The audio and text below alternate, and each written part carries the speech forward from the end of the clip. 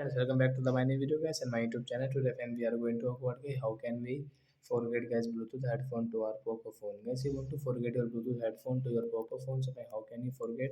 Today I will show you in this video guys. So before starting video friend, first of all go and subscribe the channel guys, click the bell icon and like my video. So friends, now let's see guys how can we forget our Bluetooth headphone to our Poco phone. We will on our phone setting guys. After on phone setting guys, scroll it.